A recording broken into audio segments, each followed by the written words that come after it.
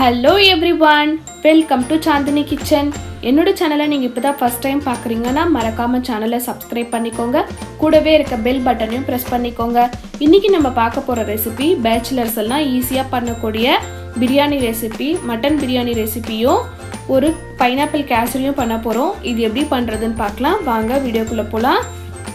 இதுக்கு நான் 1/4 kilo mutton எடுத்துர்க்கேங்க. First மட்டனை வேக வச்சு எடுத்துக்கலாம். மட்டனை நான் குக்கர்ல சேர்த்துட்டு மட்டன் முழுகுற அளவுக்கு தண்ணி சேர்த்துக்கோங்க. அதாவது 2 டம்ளர் தண்ணி சேர்த்துட்டு இதை விசில் விட்டு எடுத்துக்கலாம். 3ல இருந்து 4 விசில் விட்டு எடுத்துக்கலாங்க. இப்போ இது வேகட்டும். இப்போ நம்ம அடுத்து பிரியாணி தாளிச்சிடலாம். குக்கர்ல நான் ஒரு குழிக்கரண்டி எண்ணெய் சேர்த்துருக்கேங்க. கூடவே 2 டேபிள் ஸ்பூன் நெய் சேர்த்துக்கலாம். இது கூடவே ஒரு பிரிஞ்சி இலை, ஒரு துண்டு பட்டை, 2 லவங்கம் சேர்த்துக்கலாங்க. கூடவே 2 ஏலக்காவையும் சேர்த்துக்கலாம். சேர்த்துட்டு நல்லா கலந்து விட்டுருங்க. இதெல்லாம் பொரியட்டும். இது பொரிஞ்சதுக்கு அப்புறமா நான் 5 பச்சை மிளகாவை கீரி சேர்த்துருக்கேங்க. நீட்டாக கீறிட்டு இதில் சேர்த்துக்கோங்க. இதுவும் நல்லா பொரிஞ்சதுக்கு அப்புறமா நான் 2 பெரிய வெங்காயத்தை நீட்டாக கட் பண்ணி வச்சுருக்கேங்க. அதையும் இதில் சேர்த்துட்டு நல்லா வதக்கிக்கலாம். வெங்காயம் பொன்னிறம் ஆகிற அளவுக்கு வதக்கி எடுத்துக்கலாங்க. பாருங்கள், இந்த மாதிரி வதங்கி இருக்கணும். இது கூடவே நான் 1 டேபிள் ஸ்பூன் இஞ்சி பூண்டு பேஸ்ட்டு சேர்த்துக்கிறேங்க. இதையும் சேர்த்துட்டு நல்லா வதக்கிக்கலாம். இஞ்சி பூண்டோடைய பச்சை வாசனை போகிற அளவுக்கு வதக்கி எடுத்துக்கணுங்க. அப்போ தான் நல்லாயிருக்கும் டேஸ்ட்டு. இப்போ இந்த மாதிரி நல்லா வதக்கி எடுத்துக்கலாம். இது கூடவே நான் ஒரே ஒரு பெரிய தக்காளியை நீட்டாக கட் பண்ணி வச்சுருக்கேங்க. அதையும் இதில் சேர்த்துக்கிறேன்.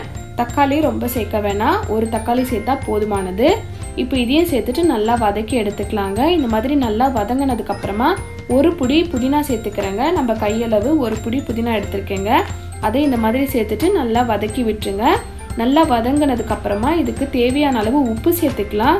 உப்பு சேர்த்துட்டு நல்லா வதக்கி விட்டுருங்க. உப்பு சேர்த்து வதக்கும் பொழுது நல்லா வதங்கி வந்துடும், அதனால் உப்பு சேர்த்து வதக்கிக்கணும்.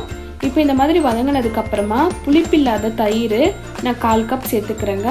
2 டேபிள் ஸ்பூன் தயிர் இது. இப்போ இதையும் சேர்த்துட்டு நல்லா வதக்கி விட்டுலாம். பாருங்கள், இந்த மாதிரி நல்லா வதங்கி வரணும். அப்போ தான் டேஸ்ட் அதிகமாக இருக்கும். இதுக்கு நான் 1 டீஸ்பூன் மிளகாய் பொடி சேர்த்துக்கிறேங்க. ஆல்ரெடி நம்ம பச்சை மிளகாய் சேர்த்துருக்கோம், அதனால் நீங்கள் பார்த்து சேர்த்துக்கணும். இப்போது நம்ம வேக வச்ச கறியை இதில் சேர்த்து நல்லா வதக்கி எடுத்துக்கலாம். நல்லா வதக்கும்பொழுது கறியில் உப்பு காரம் ஒட்டுங்க, அதனால் நல்லா வதக்கி எடுத்துக்கோங்க. இந்த மாதிரி நல்லா வதங்கி இருக்கணும். இப்போ நான் 1/4 கிலோ அரிசி ஊற வச்சுருக்கேன், அதையும் இதில் சேர்த்துக்கிறேன். 1/4 கிலோ கறிக்கு 1/4 கிலோ அரிசி சரியாக இருக்கும். நான் பாசுமதி அரிசி சேர்த்துக்கிறேங்க. நீங்கள் சீரக சம்பா அரிசி கூட சேர்த்துக்கலாம். இந்த மாதிரி நல்லா வதக்கி விடுங்க. வதக்கினா ஒன்றோடு ஒன்று ஒட்டாமல் பிரியாணி நல்லா வெந்து வரும். அதனால் அந்த எண்ணெயிலே ஒரு வாட்டி வதக்கிக்கோங்க. இந்த மாதிரி எல்லாத்தையும் நல்லா வதக்கினதுக்கப்புறமா இந்த பிரியாணிக்கு தேவையான அளவு தண்ணி சேர்த்துக்கலாம். நீங்கள் எந்த கப்பில் அரிசி அளவெடுக்கிறீங்களோ அதே கப்பில் 1/2 கப் தண்ணி சேர்த்துக்கிட்டிங்கன்னா சரியாக இருக்கும். இப்போ இதெல்லாம் சேர்த்துட்டு நல்லா கொதிக்கட்டும். இப்போது நம்ம குக்கர் மூடி போட்டுட்டு 2 விசில் விட்டு இறக்கிடலாங்க. அவ்வளோதான், சூப்பரான பிரியாணி ரெடி ஆகிடும். இப்போ இது வேகிறதுக்குள்ளே நம்ம ஒரு கேசரி ரெடி பண்ணிடலாம். நான் பைனாப்பிள் கேசரி பண்ண போகிறேன் இன்றைக்கி. பேனில் 3/4 கப் ரவை சேர்த்துக்கிறேங்க. ரவையை சேர்த்துட்டு நல்லா வறுத்து எடுத்துக்கலாம். இப்போது அதே பேனில் நான் 2 டேபிள் ஸ்பூன் நெய் சேர்த்துக்கிறேங்க. நெய் சேர்த்துட்டு நல்லா காஞ்சதும் இதில் ஒரு 10 முந்திரியை உடச்சி சேர்த்துக்கிறேங்க. முந்திரி நல்லா செவக்க வறுத்து எடுத்துக்கலாம். அதே பேனில் இப்போது நான் தண்ணி கொதிக்க வைக்க போகிறேங்க. ரவையை வேக வைக்க தண்ணி கொதிக்க வச்சுக்கலாம்.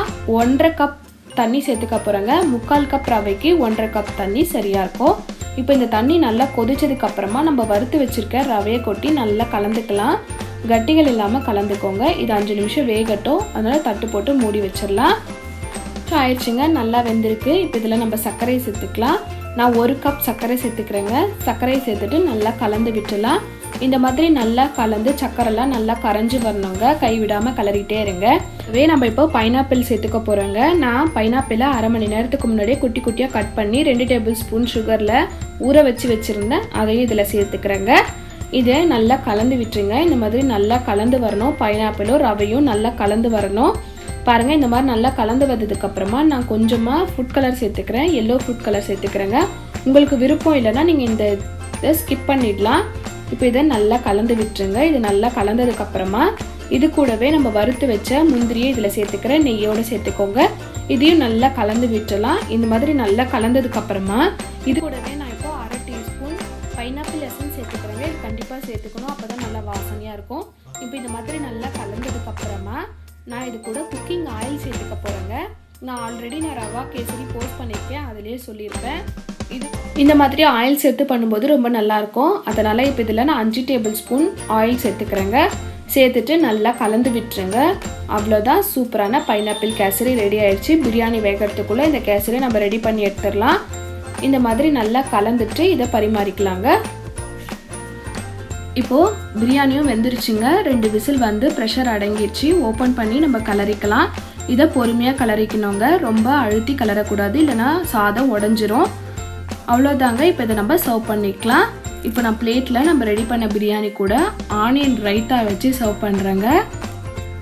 இந்த மாதிரி ஆனியன் ரைத்தாவும் நம்ம ரெடி பண்ண பைனாப்பிள் கேசரியும் வச்சு சர்வ் பண்ணுங்க. இந்த மாதிரி சாப்பிடும்போது நம்மளுக்கு ஃபுல்ஃபில் ஆகிடும், ஒரு திருப்தியாக சாப்பிட்ட ஒரு ஃபீல் இருக்கும். ஸோ நீங்களும் உங்கள் வீட்டில் இருக்கவங்களுக்கு சமைச்சு கொடுத்து அசத்துங்க. நான் சொன்ன மாதிரி இந்த ரெசிபியை உங்கள் வீட்டில் செஞ்சு பாருங்கள். எப்படி வந்துச்சுன்னு கமெண்ட் பண்ணுங்கள். மறக்காமல் உங்கள் ஃப்ரெண்ட்ஸ் கூட ஷேர் பண்ணிக்கோங்க. ரசிச்சு சமைங்க, ருசிச்சு சாப்பிடுங்க. தேங்க்யூ ஃபார் வாட்சிங்.